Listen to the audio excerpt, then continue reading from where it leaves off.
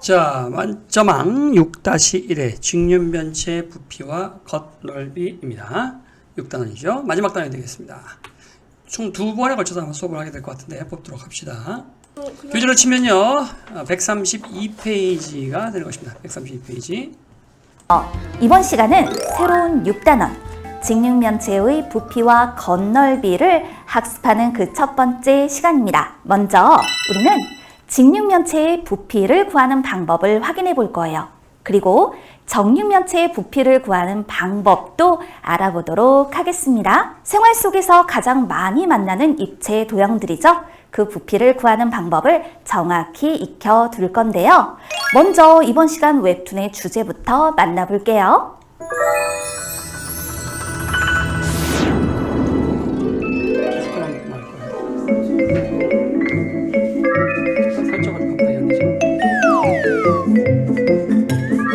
새로 나왔다는 게임이 어떤 거야?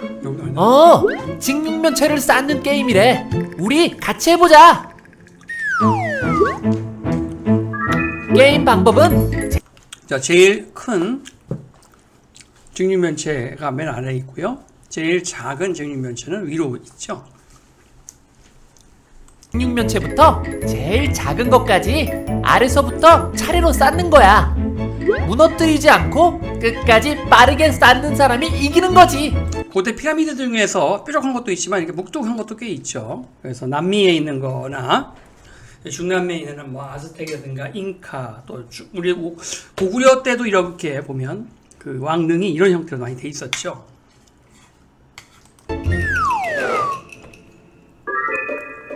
와, 재밌겠다. 그런데 각 직육면체의 크기를 어떻게 비교해? 직육면체의 가로, 세로, 높이 중 두 종류 이상이 같으면 직접 맞대어 비교할 수 있어.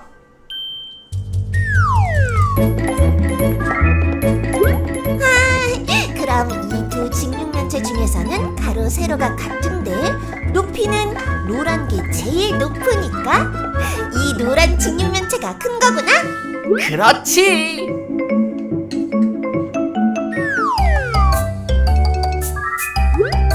그런데 수아가 만약에 가로, 세로, 높이가 다 다를 땐 부피를 어떻게 비교해?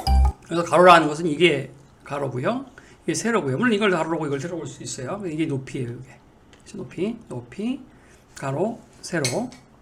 이게 서로가 다 다르면, 아까 진짜 똑같으면, 가로하고 세로가 똑같으면은 밑면이 똑같은 거죠. 윗변도 똑같죠. 아래 위가. 높이가 더 높은 게 더 두꺼운 거예요. 쉽게 말하면 피자, 사각형 피자가 2겹 있는 거랑 5겹 쌓여 있는 거랑 누가 더 크냐 말이죠. 부피가. 당연히 5겹 쌓여 있는 게 그렇겠죠. 똑같은 피자가 정사각형으로 이렇게 직사각형으로 쌓여 있다면, 김밥이 쌓여 있다면 줄이 높은 게 당연히 똑같은데 문제 다를 때 크기가. 그게 문제야. 동그란 피자하고 사각형 피자가 섞여 있을 때는 이 높이만 가지고 이야기하기가 애매하잖아요. 그건 말이지.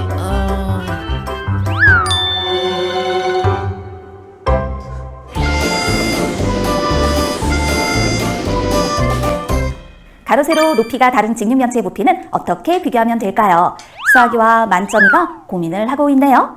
이번 시간 학습을 잘하고 나면 문제들이 싹 해결이 될 거예요. 그렇다면 이번 시간 학습하기에 앞서서 우리가 알고 있어야 하는 원리들 한번 기억해 보도록 할까요?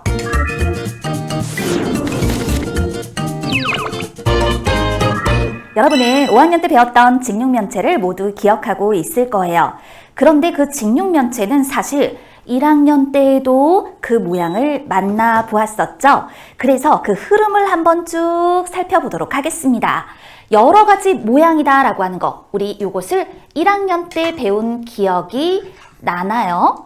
이때 이 여러 가지 모양 중에서는요, 우리가 알고 있는 바로 이와 같은 모양, 우리는 이것을 상자 모양이다라고 약속을 하기도 했었죠. 상자 또 모양. 이렇게 생긴 둥근 기둥 모양이다라고 약속했던 것이 원기둥이죠.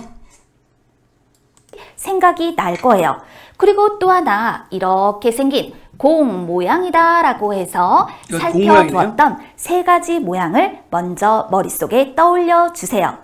1학년 때 배웠던 이런 다양한 입체 도형 중에서 우리는 특별히 이 모양을 골라내서 다시 학습을 하게 되었는데요. 이것이 5학년 과정 중에 있었다라는 거죠. 5학년에서 우리는 이와 같은 모양을 딱 꼬집어 직육면체라고 표현을 했었단 말입니다. 바로 이와 같이 생긴 입체 도형을 말하는 것이죠. 그런데 이 직육면체를 보니까 어때요? 직사각형인 면 6개로 둘러싸인 입체 도형이다 라는 것을 알 수가 있잖아요. 바로 우리는 이번 시간 이렇게 생긴 이 직육면체 직사각형이죠? 이것도 직사각형, rectangular. 직사각형이 모두 6개가 있죠. 위에 2개, 옆에 2개, 그렇죠? 하나, 둘, 셋, 넷, 다섯, 여섯, 됐죠? 6개. 그래서 육면이에요, 육면. 의 부피를 학습해 보려고 하는 겁니다. 그런데 부피라고 하는 이 개념은 무엇이냐면요. 부피는 어떤 물체가 이 공간 속에서 차지하는 양을 말하는 거예요. 그렇기 때문에 우리는 부피를 표현할 때 부피가 크다, 부피가 작다라는 말을 사용할 수 있게 되는 것이죠. 자, 요거를 첫 번째 방법은 여기다가 구멍을 하나 뚫어서 여기다 물을 붓는 거예요. 그래서 꽉 찼을 때 양, 그걸 부피라고 볼 수 있고요. 두 번째, 여러분 이런 물건을 여러분 방 한 구석에 호텔처럼 깨끗한 방, 아무것도 없는 방에 이거 하나를 쏙 넣으려면 옆에 주변에 물건을 치워야 되고 이걸 탁 놓잖아요.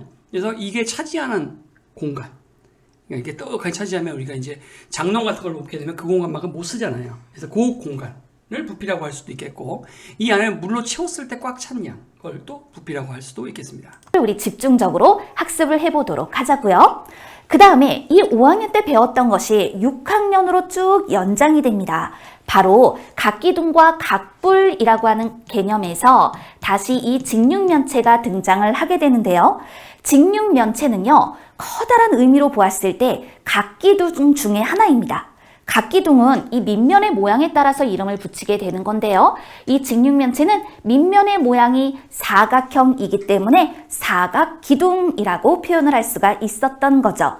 이렇게 우리는 1학년부터 6학년까지 학습의 흐름을 쫓아서 바로 이 직육면체의 부피와 건널비까지 학습을 하게 되는 건데요.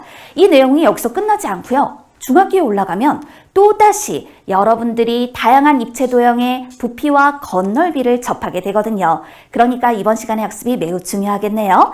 이렇게 기본적인 원리들의 흐름을 살펴두고 본학습 시작해 볼게요.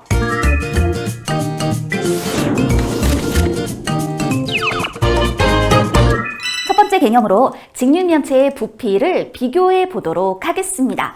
그럼 부피라고 하는 건 앞서 말해서 우리가 부피가 크다, 작다 이와 같이 표현을 할 수 특정 공간을 차지하는 정도, 또는 물을 부었을 때 꽉 찬 정도. 있다라고 했는데요. 그렇다면 상자를 직접 맞대어 부피를 비교해 보도록 할까요? 여기 중요한 말이 나왔어요. 직접 맞대어 부피를 비교한다. 그런데 모든 경우 직접 맞대어 부피를 비교할 수 있는 건 아닙니다. 그렇다면 어떤 경우에 직접 맞대어 부피를 비교할 수 있을까?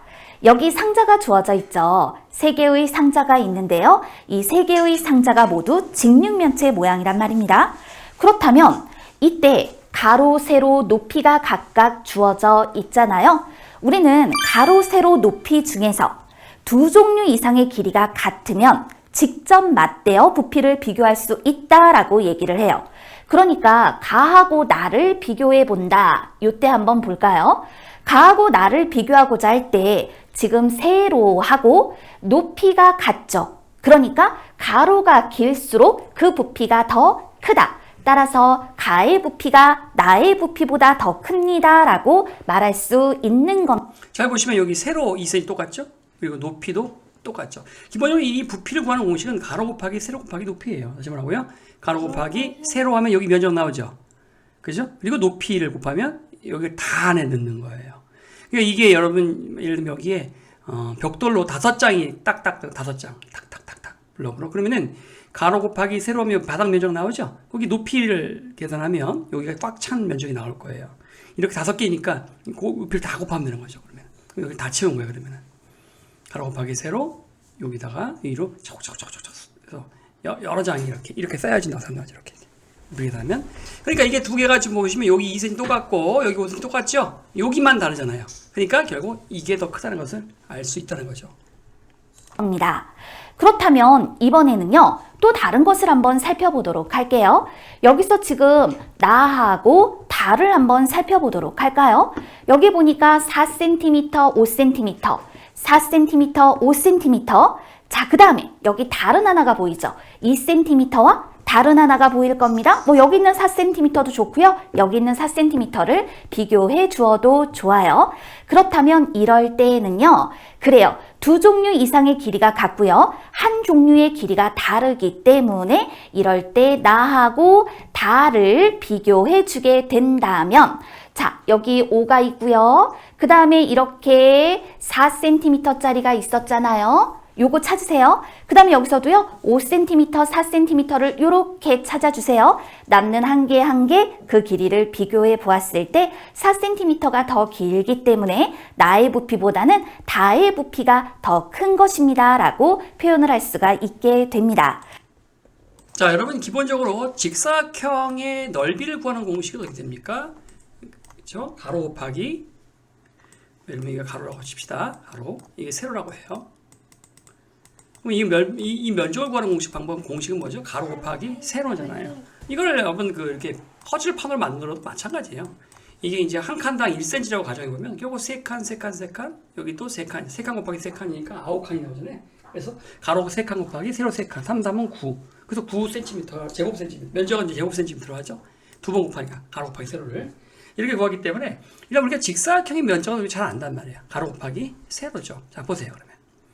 첫 번째 이게 여러분 복사 용지라고 생각해 보세요. 그래서 가로 곱하기 세로인데 가로가 예를 들면 뭐 2cm, 세로가 2cm면 요 면적은 당연히 2는 4 제곱 센티미터예요. 맞아요? 4 제곱 센티미터예요. 맞아요? 네. 자, 그다음에 종이를 2장 얹어 볼까요? 아니면 여러분 그 무지개떡 같은 거 있어요. 무지개떡. 이 떡 2장을 위로 얹으면은 그것의 부피는 이게 이제 공간을 차지하는 그 정도라고 했었잖아요. 무지개떡 같은 거 여러분 이게 몇 겹으로 쌓이는 거 알잖아요. 그러면은 그것도 만약에 이게 한 떡 2개, 이게 떡 3개 하면 이제 이것이 차지하는 부피를 구하려면 일단은 밑면적인 가로 곱하기 세로는 알고요. 맞죠? 그 다음에 이게 3장이 있거나 또 2장이 있으면은 한 장당의 높이를 계산하면 되는 거잖아요. 이게 이렇게 한 장, 이게 또 두 번째 장이죠. 그러니까 이게 두 개가 포개져서 이렇게 쌓인 거지 2장이 되는 거잖아요. 그러니까 요 높이, 이게 높이인 거예요. 이 높이.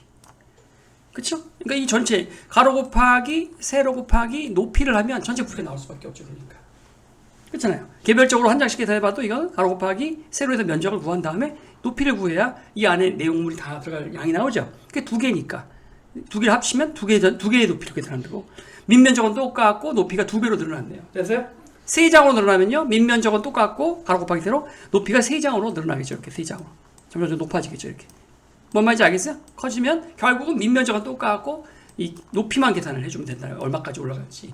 이 길이만큼이 커지면 커질수록 이 안에 면적이, 이 빌딩의 면적이 부피가 얼마나 되느냐를 구하려면 결국은 1층의 면적을 구해가지고 높이만 계산하면 들어갑니다. 5층 빌딩이면 1층에서 면적 계산한 다음에 저 위로 키가 5cm구나, 5층이구나 곱하기 5배를 해버리면 이 건물의 부피가 나오는 거죠. 빌딩 부피. 그렇게 구하는 거예요. 63층 빌딩, 1층을 구한 다음에 이제 63배를 곱하면 되죠. 그리고 건물 모양이 달라질 수는 있는데 위로 올라가서 좁아지거나 수는 있죠. 그렇기 때문에 좀 특수하게 조금 이제 뺐다 넣었다 해줘야겠죠. 자, 이것이 부피의 개념이고요. 자, 그러면 공식으로 하면 어떻게 된다고요? 아까 가로 곱하기 세로 써세요. 곱하기 높이라고 써보세요. 가로 곱하기 세로 곱하기 높이 쓰세요. 이게 부피예요. 자, 가로 곱하기 세로 곱하기 높이를 썼죠. 그러면 만약에 얘들아 가로가 4cm, 세로가 예를 들면 5cm, 높이가 6cm야. 그럼 하나는 가로가 4cm, 세로가 5cm, 높이가 3cm야. 누가 더 부피가 크겠니? 이건 3층 높이의 건물이고 이건 6층 높이의 건물이죠. 이건 1층 바닥 면적이죠. 맞아요? 당연히 얘가 더 클 거예요. 맞아요? 예, 그러니까 아까 그 얘기를 지금 선생님 방금 하신 거예요. 보시면은 여기가 똑같은 거 보세요. 5 똑같죠? 5 똑같죠? 4 똑같죠? 이제 어떻게 다 곱해지니까 5 곱하기 4가 될 수밖에 없잖아요. 그래서 만약에 높이를 곱할 거 아니에요. 여기가 2배가 더 큰 거예요. 이쪽이 여기 2고 여기는 4잖아요. 그래서 나보다 다가 더 크다 이 말입니다. 이렇게 가로 세로 높이 중에서 어쨌든 세 종류 중에 두 종류 이상의 길이가 같을 때에는 상자를 직접 맞대어 부피를 비교할 수 있구나 라는 공식이 뭐라고요? 가로 곱하기 세로 곱하기 높이입니다. 걸 알 수 있게 되네요. 자, 그럼 이번엔 밑에 놓인 면의 넓이가 같은 경우를 확인해 보도록 할까요? 세 개의 직육면체가 있어요. 그런데 밑에 놓인 면의 넓이가 모두 같습니다. 이건 밑면이야. 뭐라고요? 밑면. 건물로 치면 1층 면적입니다. 바닥 면적이에요. 쉽게 말하면. 이럴 때 직육면체의 부피는 어떻게 비교할 수 있을까요? 높이가 높을수록 그 부피가 크다라고 말할 수 있는 거예요. 그러니까 바닥 면적이 똑같으면 고층 건물이 훨씬 더 안에 들어가는 부피가 클 수밖에 없죠. 더 많은 물이 채워지겠죠. 맞죠? 높이가 가장 높은 나의 경우에 직육면체의 부피가 가장 크다라고 말할 수 있는 거죠. 밑에 놓인 면의 넓이가 같으면 높이를 비교해 주는 것이더라. 이렇게 직육면체의 부피를 비교하는 방법을 확인해 보았습니다. 자, 또 상자에 담은 쌓기나무와 벽돌로 부피를 비교한다. 그럼 이건 뭘 말하는 걸까요? 안에 집어넣어 보는 거예요. 얼마나 많이 들어가는지. 많이 들어가는 게 당연히 부피가 크겠죠. 앞서 비교했던 방법과는 조금 차이가 있어요. 직접 맞대어 비교할 수 없는 경우를 말하는 거예요. 그럼 그럴 때는 어떻게 할 것인가? 상자에 담은 쌓기나무와 벽돌로 부피를 비교해 볼 건데 가와 나의 경우를 살펴보도록 하자고요. 그렇다면 가 같은 경우에는 상자에 쌓기나무를 몇 개 담았을까요? 가로로 2개, 세로로 3개, 높이로 3층, 2, 3은 6, 6, 4. 자, 가로로 2개. 하나, 둘. 세로로 하나, 둘, 3개예요. 2 곱하기 3. 1층 면적은 6개가 나오고요. 그래서 높이 3층 건물 다시 더 3배를 또 하면 되죠. 그러니까 6, 3, 18. 18개가 들어가겠는데요. 18, 그러니까 18개. 나의 경우에는 쌓기나무를 몇 개 담았을까요? 가로로 2개, 세로로 4개, 높이로 2층. 따라 가로로 2개. 이쪽 세로로는 하나, 둘, 셋, 4개죠. 이건 겹치는 거예요. 이건 이렇게 2개 되고 이렇게 또 4개 되는 거예요. 그래야 실제로 8개가 2 곱하기 4 해야 바닥 면적이 8개가 나오죠. 그리고 그게 2개층 있으니까 곱하기 2배수 하면 돼요. 그럼 16개가 나오겠네요. 따라서 2, 4, 8, 8, 26, 16개. 그렇다면 당연히 쌓기나무를 더 많이 담은 상자의 부피가 크다라고 말할 수 있겠죠. 하지만 다는 비교할 수가 없습니다. 서로 기준이 달라요. 벽돌 크기가. 따라서 이럴 때 가의 부피가 나의 부피보다 더 크다라고 말할 수 있는 거예요. 그러면 어떤 특징인가요? 상자에 담은 쌓기나무의 모양과 크기가 같지요. 이럴 때는 담은 쌓기나무의 개수가 많을수록 그 상자의 부피가 더 크다라고 얘기를 하면 된다. 그런데 지금 가하고 다를 비교하거나 나하고 다를 비교하기는 어렵습니다. 왜냐면요, 이 쌓기나무와 벽돌을 놓고 보았을 때 그 모양과 크기가 다르기 때문이죠. 그러니까 이런 식으로 쌓기나무나 벽돌과 같이 이런 것들을 우리가 단위 부피라고 하는데요. 단위 부피가 다른 것들을 가지고는 비교하기가 어렵다. 단위 부피가 같은 것들을 이용하면 비교를 할 수 있다. 이렇게 구분을 해두면 되겠어요. 자, 이제 우리 쌓기나무를 사용해서 부피를 비교하는 방법도 다시 한번 정리하여 확인해 볼게요. 방금 얘기했다시피 쌓기나무를 사용해서 직육면체를 만들었다. 그렇다면 이런 경우 사용한 쌓기나무의 개수가 많을수록 그 부피가 더 크다라고 얘기를 해야 해요. 단 조건이 기본 단위가 같아야 됩니다. 벽돌하고 이거 쌓기나무로 하면 안 되죠. 쌓기나무는 똑같은 쌓기나무로 해줘야 되는 거죠.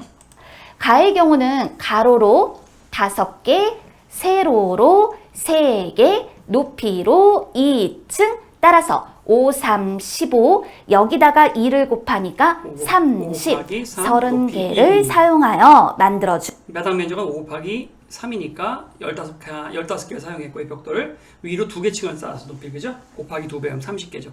이렇게 규격화하면 좋은 점은 예측을 할 수 있기 때문에 여러분이 아시는 그 옛날에 우리나라 성을 축조하는 기술은 있는 돌을 갖고 최대한 조각 맞추기 하는 반면 수원 화성을 그렇게 단기간에 완성할 수 있는 이유는 벽돌을 구워서 딱딱 규격한 벽돌을 탁탁탁 쌓아놨기 때문에 충분히 설계도대로 예측해서 구할 수가 있어요. 옛날 우리가 축조 기술은 산이나 아니면 바위가 많은 곳에 바위를 잘라가지고 가지고 와서 대충 있는 것 같고 이렇게 그 껴 맞추기, 퍼즐 맞추기를 했단 말이에요. 아시겠어요? 하지만 수원화성은 그게 아니죠. 아주 규격화된 벽돌을 사용하고 현대식으로. 뭔 말인지 알겠어요? 그래서 이런 것도 다 그 당시에 성쌓기하고 사실 관련이 있는 실생활에 밀접한 공부라고 해서 지식이라 할 수 있겠습니다. 준직육면체이고 나의 경우는 가로로 4개, 세로로 2개, 높이로 4층, 428, 84, 32, 32개를 사용해서 만들어 주었기 때문에 사용한 쌓기나무의 개수가 많으면 그 부피가 더 크다. 나의 부피가 더 큰 것으로 표현해 주면 되는 거예요. 자, 이제 우리 배웠던 내용을 다시 한번 문제를 통해서 확인해 볼까요? 두 직육면체 부피를 비교하려고 어차피 여러분이 문제를 풀어야 되겠지만 이제 기본 문제를 통해서 한 번 더 연습을 익히기를 해봅시다. 해요. 물음에 답하세요 라고 얘기를 했습니다. 부피를 비교한 방법을 한번 써보자 라고 얘기를 했거든요. 그럼 두 직육면체의 가로, 세로 높이를 볼게요. 가로는 달라요. 그리고 세로가 같고요. 높이도 같습니다. 이럴 때 부피를 비교한 방법이라고 했으니까요. 우리는 나의 부피가 더 크다라고 얘기를 할 거예요. 왜냐? 그 이유를 써볼까요? 세로와 높이가 같으면 보시는 마치 세로와 여기 세로 보세요. 세로와 높이는 같고 가로가 다른데 나가 가로보다 크기 때문에 이렇게 쓰면 되죠. 다시요. 세로와 높이는 같고 가로가 다른데 나가 가로가 더 크기 때문이죠. 같으면 요게 중요해요. 세로와 높이가 같으면 이럴 때는 가로가 길수록 더 부피가 크다. 부피가 크다. 부피가 크므로 나의 부피가 더 큽니다. 가로가 길수록 부피가 더 큰 거구나. 이처럼 부피를 비교한 방법을 써서 나타내 보았어요. 이어서 만나볼 문제는요. 자, 크기가 같은 쌓기나무를 비교할 경우는요.